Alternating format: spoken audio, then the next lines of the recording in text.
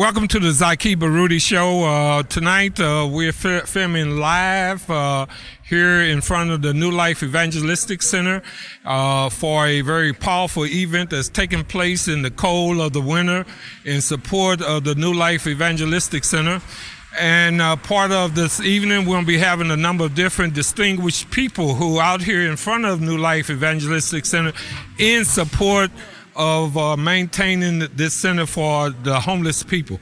With me tonight is Sister Cori Bush, a recent candidate for for United States Senator.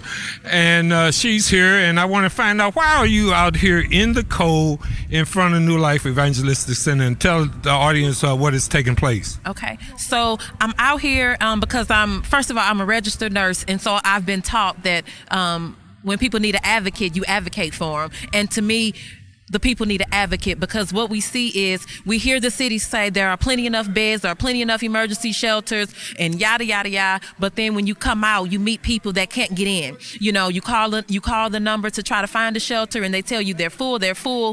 So what are the people supposed to do? And it's not tell me, okay, we have a $1 million grant coming and all of these things. Happening soon. It's today. People need shelter. It's tonight. Are we supposed to wait until that thing happens and you put it together and you get all of that? No, because people need shelter tonight. So tell the truth. And so that's my thing. The truth is not being told. And I understand what it's like to be homeless. I lived in a car with two babies, a 1-year-old and a 3-month-old, for months, moving the car around, trying not to get stopped by the police. So I understand what that feels like. And so I want to make sure I fight for the disenfranchised. I fight for those that are marginalized and for those that are being looked over. And so that's why I'm here. So in that you're here, and there's a number of other people here, what would be your message to those who are listening right now in terms of what can they do to help to deal with the situation of homelessness, and how can they help the New Life Evangelistic Center? Sure. So first thing you can do to help is to quiet the voices that are giving out nonsense. We have so many people saying, well, I'm not helping. Those people they don't want to go in. They don't want shelter, or they're drug addicted and all of that. That's not the truth. So you have to come and talk to people, and you'll find out the truth and what's really going on. So that's one. So quit that, stop that. That's the first thing we can do. And the second thing is, come out and engage, be a part of some of these shelters, find out what the need is and what's really going on. And then if you have property, if you have a church, if you are a church member, talk to your pastor, see if they will go ahead and open up those doors for shelter. The heat has to be on anyway. The air has to be on anyway. You're not turning it completely off. So people can use that for emergency shelter.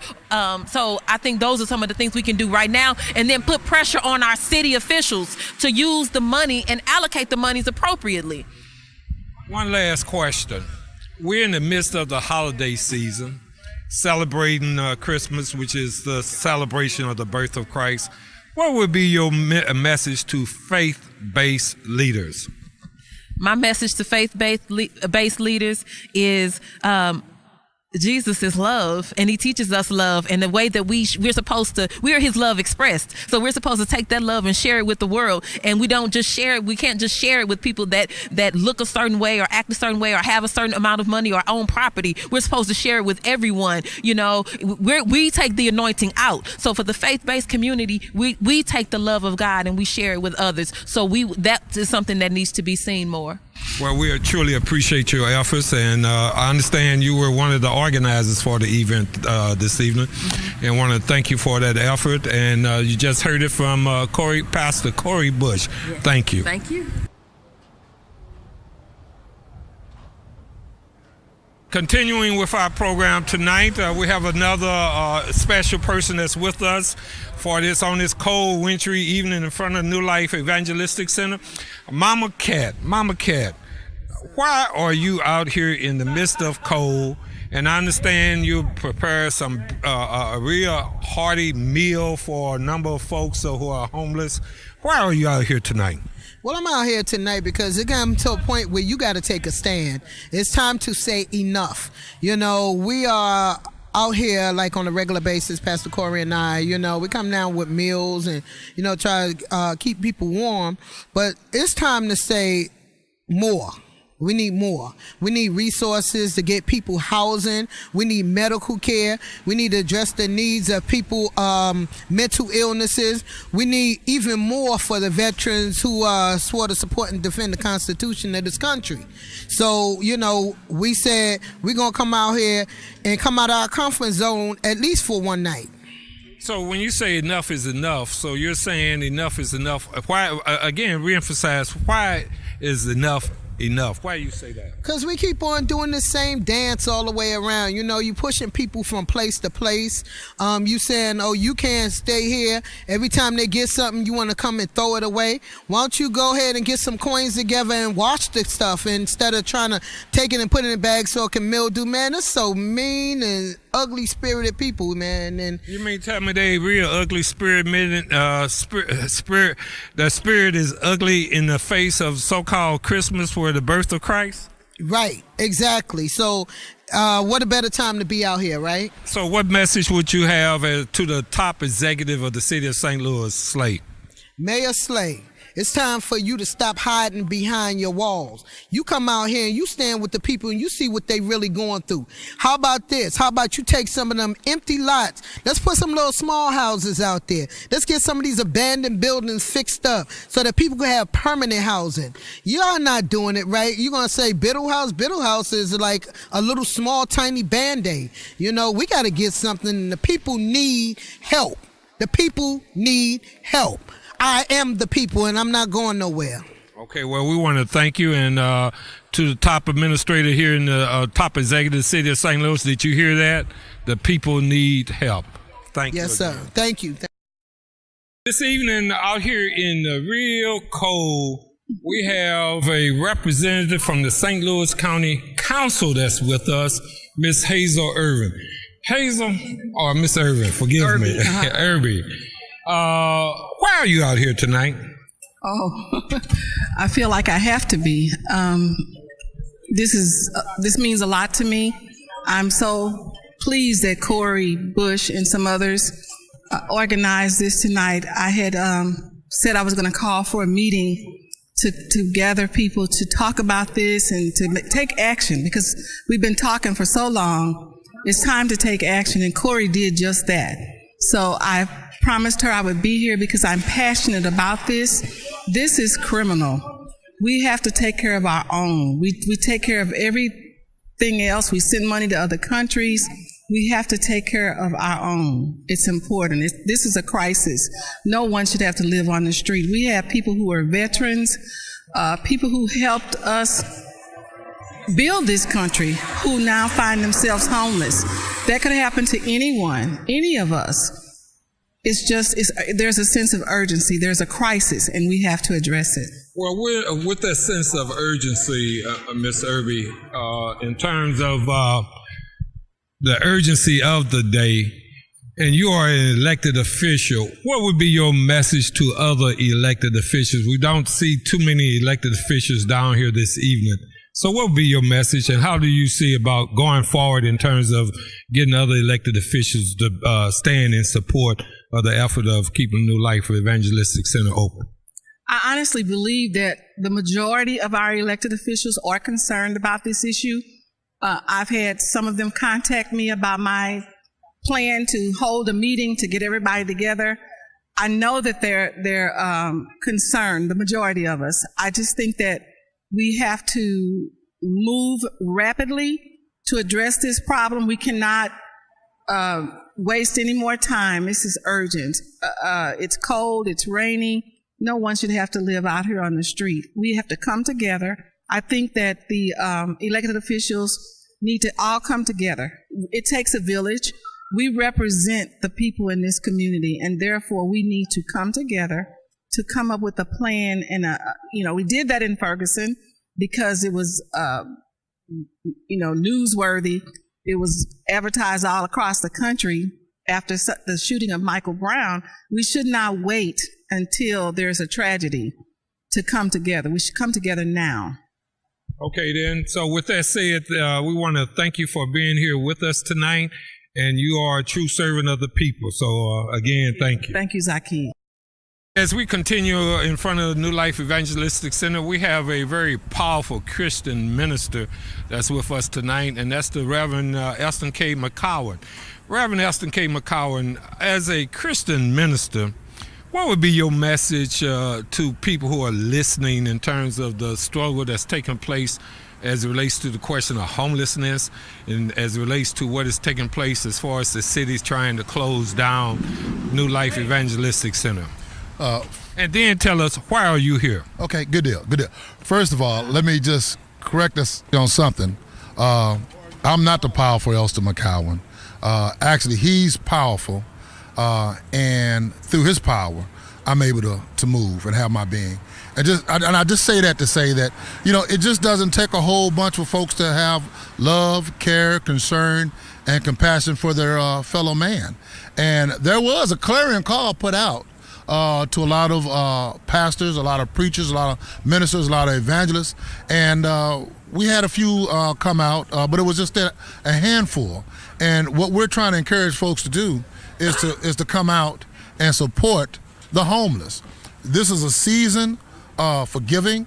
This is the season that we celebrate the birth and the life of our Savior, Jesus Christ. We know that when he was born, that there was no room at the inn, that he was at that moment homeless.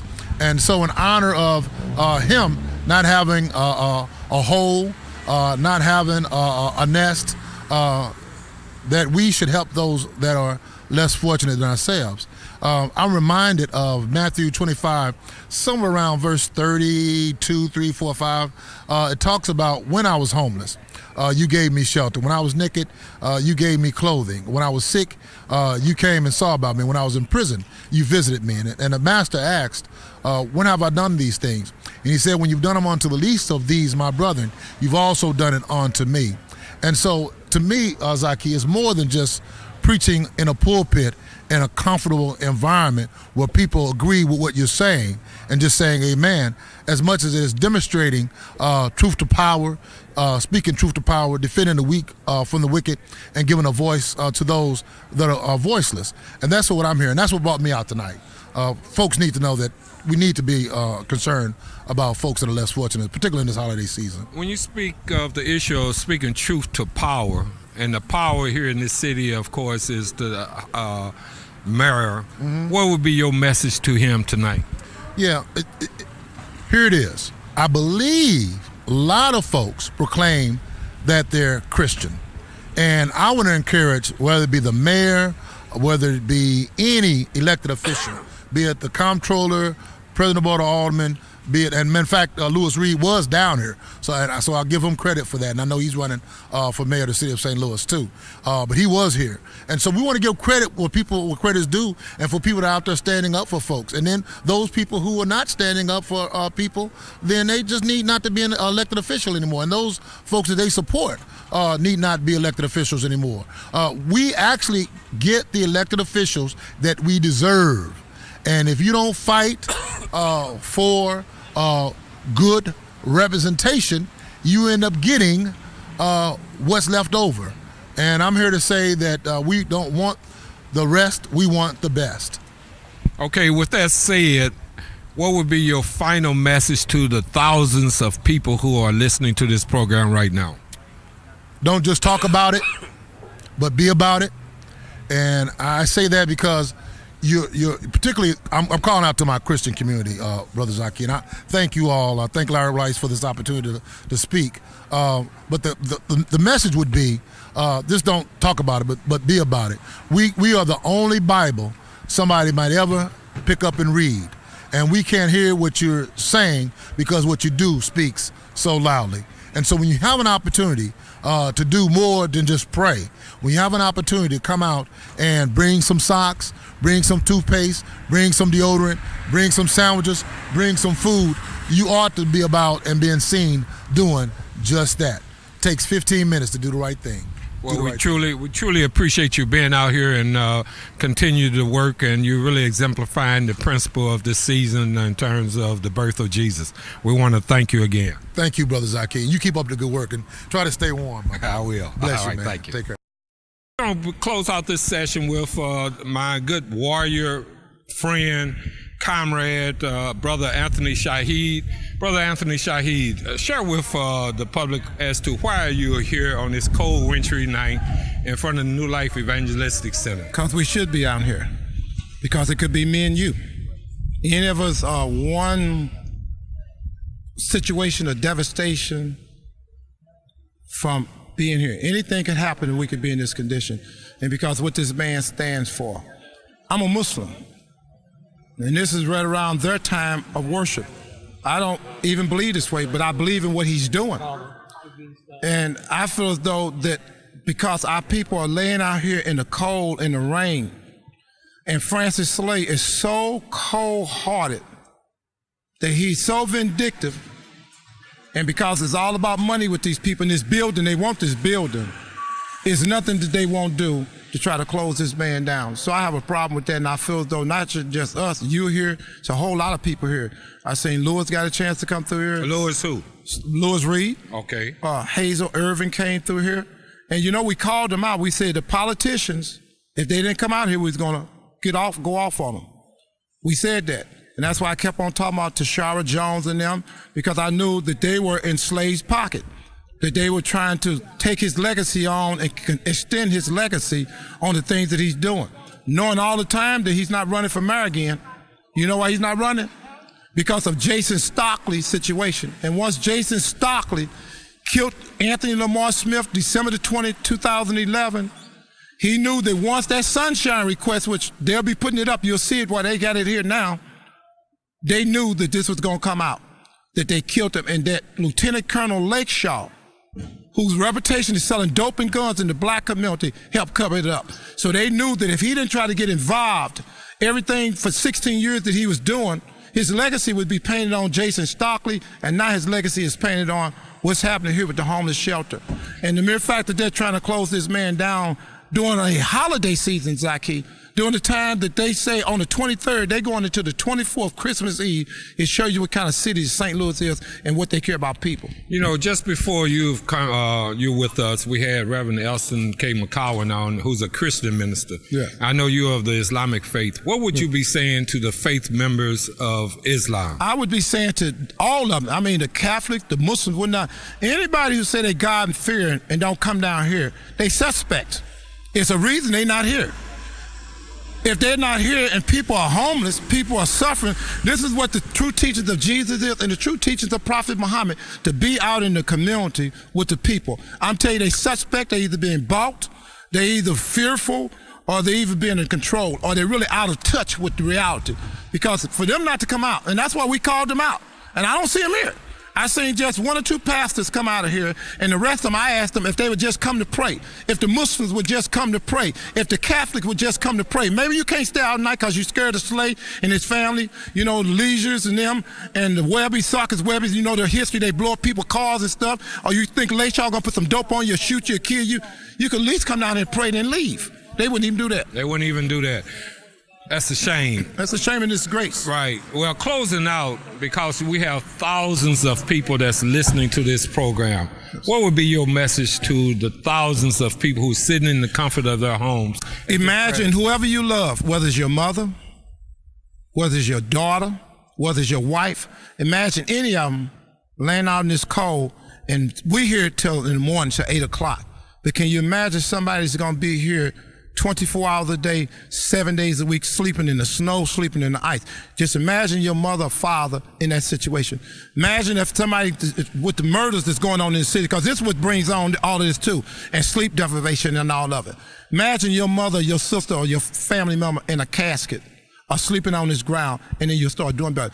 They got the police department around here where they paying for them to be watching them. This is money they could be investing in this building. Well, you know what? On behalf of the Zaki Baruti Show, we want to thank you for your years of service to our community. And you set an example for what men should be about. I appreciate that. And again, we want to thank you. I want to know why Slade is, how come he ain't feeding people tonight? And I want to know why Lieutenant Colonel Lakeshaw, if his reputation, is he somewhere selling dope? I know now how all these drugs got in the city. The St. Louis Police Department, through Colonel Lakeshaw, in my opinion, was the reason so much drugs and dope was in the black community, because Lieutenant Colonel Lakeshaw, Lieutenant Colonel Lakeshaw was bringing drugs and dope in the city of St. Louis. That's his reputation. That's how they got drugs in the city, because Lieutenant Colonel Lakeshaw. Okay, then. So we don't have a dope dealer, Colonel Lieutenant Lakeshaw. Make sure police department, y'all tell Lieutenant Colonel Lakeshaw, brother Shahid, talking real loud that his reputation is selling dope and guns in the black community. All right, and you have heard it from my good brother, Anthony Shahid. We want to thank each and every one of you for tuning in to the Zaki Baruti Show, and we encourage you. And thank you. And thank you. And thank you. And again, thank you. Praying for Reverend Rice. All right. For this shelter, we pray for. They need to send them some money, though. They need to send them some money. Absolutely. And I know you're going to put it on the screen where they can send them some money at. Absolutely. Again, we want to thank everyone who have been part of this program this evening. You have been listening to Zaki Baruti.